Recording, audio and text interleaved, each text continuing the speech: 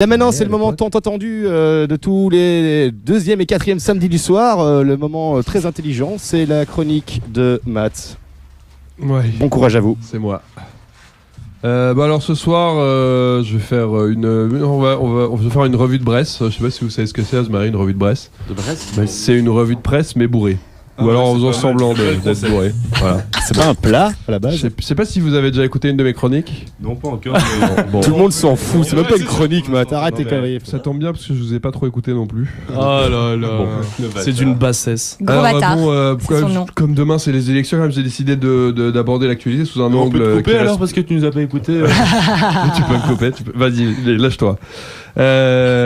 Du coup, j'ai décidé d'aborder un peu cette actualité sous un angle qui respecte évidemment le devoir de neutralité et d'égalité que tout média a le devoir de respecter évidemment juste avant les élections. Donc je vais absolument pas parler des élections, ni de nos hommes politiques et encore moins des femmes politiques parce que bon, vous savez bien que un flot. De toute façon, les politiques, c'est tous des pourris et des vieux cons.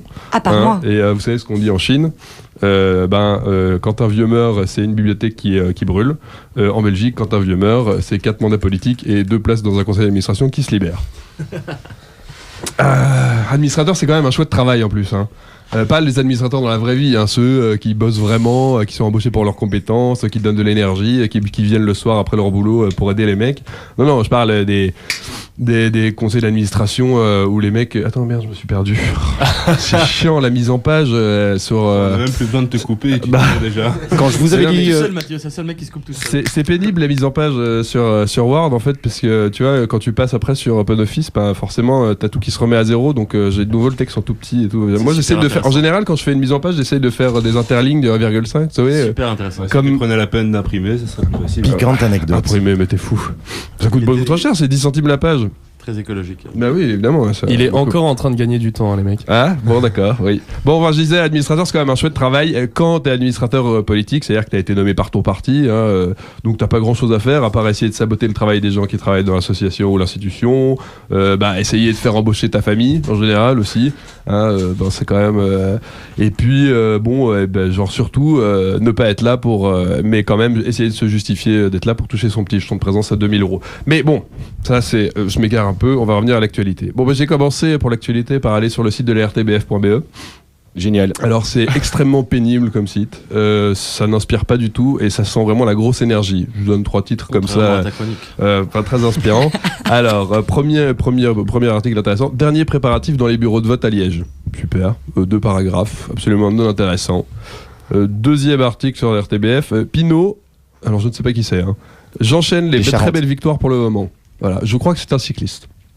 Pas plus d'informations. Un vin. Troisième article qui m'a un peu plus frappé, tendance, l'appel poignant d'une adolescente lors d'un rassemblement contre les violences faites aux femmes. Bon, j'aime les femmes et je soutiens leur combat, mais là, l'article c'est un paragraphe et une vidéo où on voit une petite fille pleurer dans une manifestation.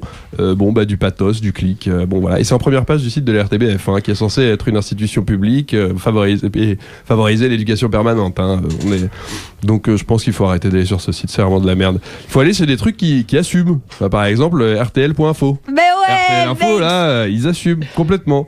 Alors par exemple, Du on a grand comme média RTL, je les adore, oui, je les c'est un kiffe. grand D'ailleurs, big up à RTL, je Par les adore. exemple, Ça, c'est le grand, premier c'est bien. article de la première page du site, c'est évidemment l'affaire Johnny. Mamie Rock s'en prend à David et Laura. Johnny me disait, mes 2 aînés, ce sont des diables. Voilà, grosse information. On relance un peu la polémique, c'est très intéressant. Je s'envoie.